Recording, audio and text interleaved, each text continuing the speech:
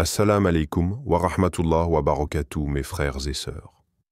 Avant de plonger dans ce message, je vous invite à vous abonner à cette chaîne afin de ne manquer aucun rappel spirituel qui nourrit le cœur et rapproche d'Allah. Aujourd'hui, nous allons parler d'un sujet profond. La solitude dans le plan divin. Pourquoi Allah, dans certains moments de ta vie, choisit-il de t'éloigner des gens, de t'isoler et de te laisser face à toi-même? Est-ce une punition ou au contraire une préparation? La solitude comme purification. Il arrive des moments où Allah éloigne de toi certaines personnes, certains cercles, certaines amitiés. Peut-être que tu souffres en silence, te demandant « Pourquoi suis-je seul? Pourquoi les autres m'ont-ils abandonné ?» Mais si tu regardes plus profondément, ce n'est pas un abandon, c'est une purification. Allah dit dans le Coran, « Il se peut que vous ayez de l'aversion pour une chose alors qu'elle est un bien pour vous. » Sourate Al-Baqarah 2:216. Et si cette solitude était en réalité une protection contre ceux qui allaient te nuire? Et si cet isolement était le moyen de nettoyer ton cœur des attachements pour que tu ne t'accroches qu'à lui seul? L'histoire des prophètes et la solitude. Chaque prophète a traversé la solitude. Rappelle-toi du prophète Muhammad lorsqu'il se retirait dans la grotte de Hira, seul, plongé dans le silence avant de recevoir la révélation.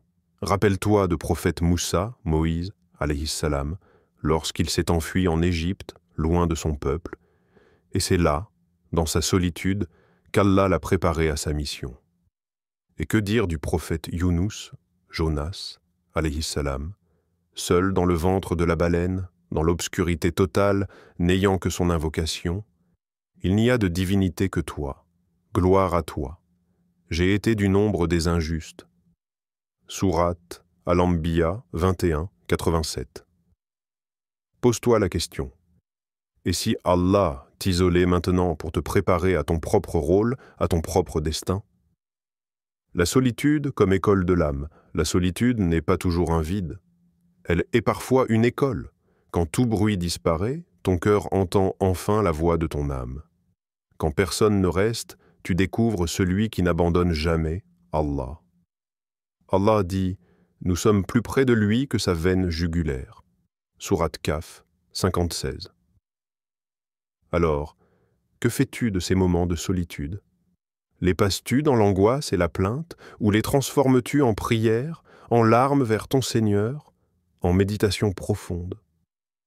Un jour, un savant a dit « Lorsqu'Allah t'aime, il t'éloigne des gens pour que tu viennes à lui. » Peut-être que cette solitude est une invitation à revenir à ton Créateur, à renforcer ton lien avec lui, à lui parler dans le secret de la nuit, là où personne ne peut t'entendre, sauf lui, quand la solitude est une préparation. Mes frères et sœurs, comprenez ceci. Si Allah vous a mis dans une période de solitude, c'est peut-être parce qu'il prépare votre cœur pour quelque chose de plus grand.